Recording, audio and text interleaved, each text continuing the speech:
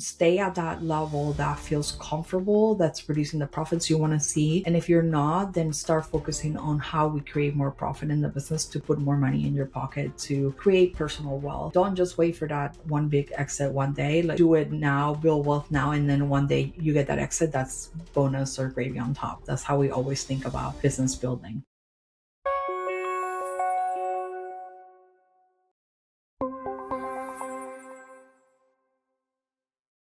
Hi, welcome back to the podcast. Today, I want to talk about a case study between a $5 million business and a $500,000 business making similar profit. And you're probably thinking, how is that even possible? We're going to break it down today to help you understand why bigger is not always better. It really should focus on your personal goals as a business owner and what you're trying to achieve, the take-home pay you want to get, and profit that you need from your business. And that scaling doesn't always guarantee more wealth. So this is something we want to explore to be intentional about what we're trying to achieve in our businesses. Let me get one thing right. I'm not saying bigger businesses are not better or something that you should strive to do, because there are some benefits of having a bigger business. So we'll get into that too, but I just want you to intentionally compare the difference, because the net outcome on profitability is still the same, but it comes with a lot more challenges and a lot more considerations when you're building to that level. Most of you assume that if you have a $5 million business, you would just make more money and you will be wealthy, but that is not always the case. It does take intentional planning and control of business expenses in order for that business to be more profitable than a smaller business. So we want to make sure we're looking through what is the operating and carrying cost, the burden of running a much bigger business, because that's where the money goes and why there's not so much profit compared to a $500,000 business. And then we want to make sure we're talking about the highest profit possible in any one of those scenarios, not just the highest revenue, because again, revenue doesn't guarantee profit. Another thing I want to look at and explore is how scaling can impact your life, your freedom, your time, and how you could be more strategic about that and intentional when making that decision. Obviously, a bigger business should give you back more freedom and ultimately profit. But again, that's not always the case. So I want to make sure we're looking through that to understand how do we improve the valuation on that bigger business, $5 million, that has more room for error than the smaller $500,000 business. But we really should ask ourselves the question on why we want more revenue, and is that actually going to ultimately give us the outcome we want in our life and in our business financial results. The hidden costs that scaling cost us, that I think a lot of you maybe are not aware or familiar with, because scaling costs money. And I always talk about this with clients, is if we're going to be intentional about scaling, we're going to reinvest a lot of the profits back into the business in order for it to grow. And at the end of it, hopefully the outcome is better, Dan, but not always is that the case. Depends on how you build your cost structure. So we'll get into those details. And these are the kind of reflections I want you to be having before you decide whether or not you want to scale or grow your business to the different levels. Okay, so let's break it down. On the case study, I want to talk about that $5 million business and $500,000 revenue business that are doing similar profit. We're going to talk about that cost structure and operational design of each of them, and how do we produce same profits in that different size businesses. Another thing that comes to mind when talking about this is the phrase that a lot of people use, which is revenue is vanity, profit is sanity, and cash is king. This really applies here, because it doesn't matter how much revenue you make. If the profit's still, the same amount, you might want to reconsider, what your right level of optimized business profit should be for yourself as a founder and owner of the business. Okay, so let's go ahead and break down what are the cost structures behind each of this business. So in a $5 million business, you're going to have layers of management, because there's just more people and you have to be able to manage them. There might be some specialized roles that cost you more money because you're bringing more capable people that have more degrees or experience, and therefore that's going to cost more. There's probably going to be an increased payroll tax burden because you're employing all this high-level individuals now, and there's going to be a need for benefits, onboarding, training costs that maybe weren't there before when it was just a few people in the business. On the $500,000 business, there might be a lean team that's supporting the generation of this revenue, and maybe it's a contracted base, which also is going to save you money, but you got to make sure you're complying with labor laws. So that that model might work for that smaller business, but it's something that, could be a risk too. And there's fewer people to manage. So there's just less complexity, less coordination needed because there's less people. As you scale, you also have increased complexity. You have shrink agility because there's just more people to align in order to make a change. So that's just part of, having more people in the business when you're bigger. Also, people provide freedom. So I find that our $5 million business owners get to have more freedom because they're not in the day-to-day running the business. They have a leadership team that's doing that. They might be providing some guidance and might be dealing with some issues, but they're not tied to the business 24/7 in order for that to run and produce outcomes. So while the profit might still be the same take home for both businesses in a $500,000 business, you bet that owner's working most likely day and night and maybe relying on their team a bit. But if they're not there, the business is probably not producing the level of profit that a $5 million business, the level of revenue that a $5 million business doing, because they don't have to be working in the business in order to make that happen at a $5 million point. So you want to ask yourself, like, what level of flexibility you want to have as a business owner, and maybe that is the reason why you want to scale to $5 million, and if so, great, or beyond, right? The bigger the business, the more you can pull yourself out of the day-to-day. So that's important. For operational infrastructure, what we see often is in a $5 million business, there's more need for technology. There's higher tiers that you have to pay for because there's more people in your company. There's systems and admin support needed because now we have so many people. We need to have administrative support to help deal with that. And you also have more compliance, legal, and HR overhead that just comes with having more people. In a $500,000 business, you have similar kind of operations, but a lot less overhead and a lot less administrative support needed. Each system has a cost beyond the actual subscription of it. When it comes to software, there's also a need for maintenance, governance, and integration that maybe you're not accounting for in some of those system implementations, especially as you start growing, and that also causes more cost needed in the business as you're scaling. Okay, so in your $5 million business, your client acquisition costs are going to be higher because you have to pay higher fees to your marketing team to do more work. The agency is consistently bringing in new clients at a higher rate, and there's just going to be bigger marketing spend. There's going to be more channels that you're marketing through, and therefore the costs are just going to be higher. With a smaller business, you have the need for less referrals. It's more organic. Maybe there's lighter marketing, if any at all, happening in the business, and you can do a lot of things for a lower cost because you don't need that many people to be able to be making that level of revenue.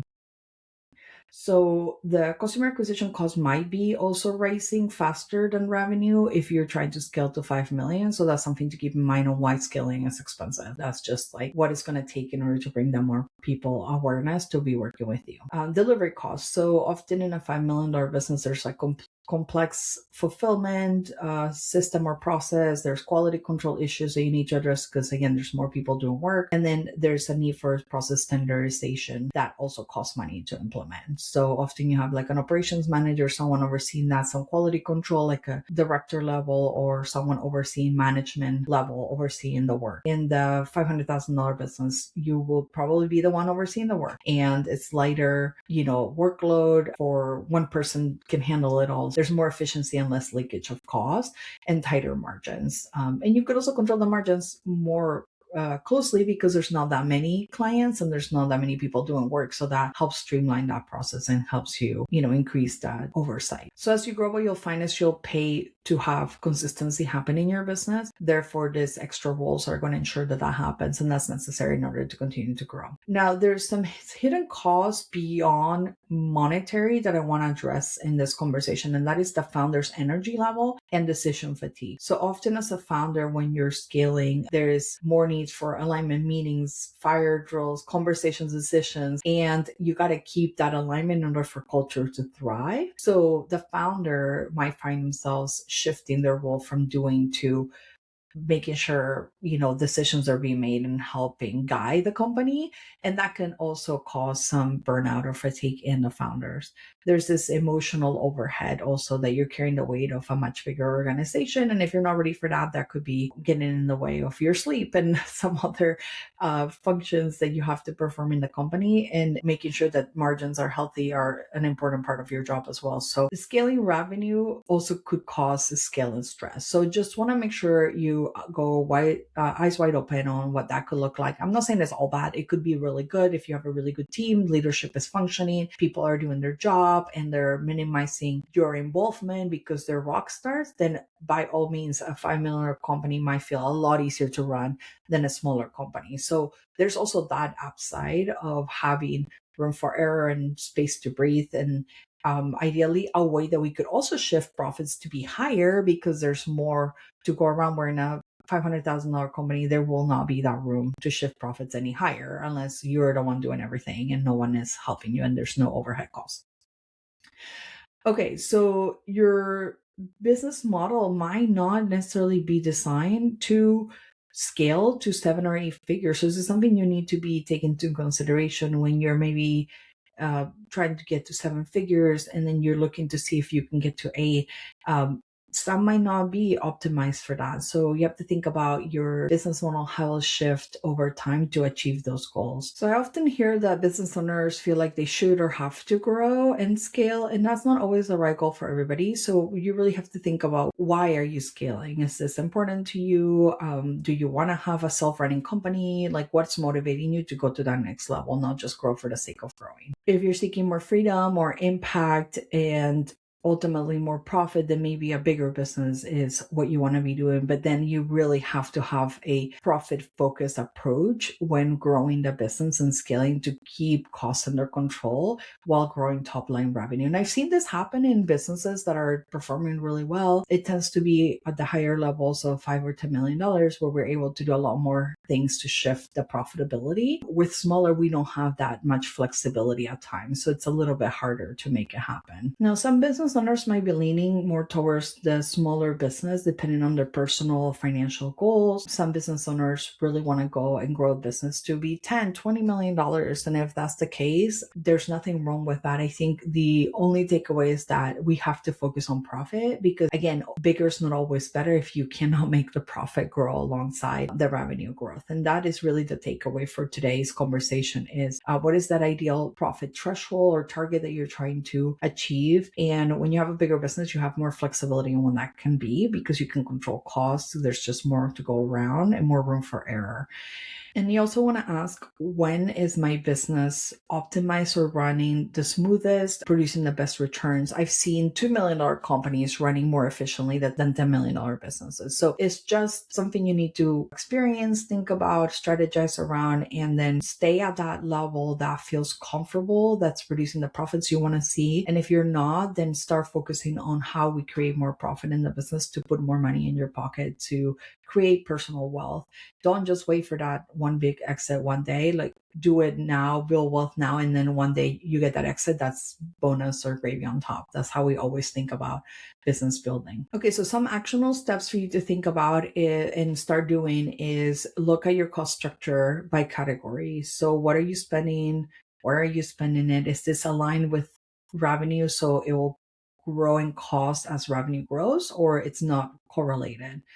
Calculate what are your true margins on each offer or service or product that you have so you understand what is the profitability of each of them, and you can do more of the better, more profitable ones rather than the ones that are not. Also think about at what level does your business start to break. Like, if you double your business, if you grow your costs, maybe your cash flow is a problem because you don't have it. So thinking about what hires you might need and how that scaling is going to materialize while still keeping an eye on profit are going to be key in order to get you there. And then this profit focused growth strategy is really key in understanding what is that desired target profit you're trying to achieve so that you can design your business around that model and then reverse engineer your revenue goal based on that profit target you're trying to hit. We talked about deciding if you want to grow bigger, and if so, what does that look like? Modeling that ahead of time to get a good insight on what your cost structure is going to be, how we can make that more profitable before you tie yourself to a cost structure that doesn't work. It's going to help drive clarity and bring you a structured way to scale. And that is something that we do a lot of the work on to give you some insight before going forward. Creating a structure to drive profit is going to be key as you're scaling to make sure you don't to end up in the same position in the same profit level as a smaller company, that you actually are able to do more and better than, so that you can produce the profits that you want to see in your life and in your business. And that profits are giving you ultimately that freedom to not have to work in the business day in and out, which is an advantage of having a bigger business. So we talked about how a $5 million business and a $500,000 business could produce the same profit. The real question is really, what is the lifestyle that you want your business to be able to afford you? And that is a key difference between the two that we have to take into consideration, because bigger is not always better, but intentional is. So if you intentionally want to have more freedom in your life, then you might want to go for that bigger business size than the smaller one. If you want one of our CFOs to develop or evaluate your current profit target and cost structure and business goals, make sure you book a free call on our website at wealthworthwithin.com. Let's get started, and we would love to talk to you about how we can shift the profitability of your business. If you enjoyed this breakdown, let me know in the comments. Hit the follow button and share with a friend who needs to hear this message. Until next time, thanks for being here.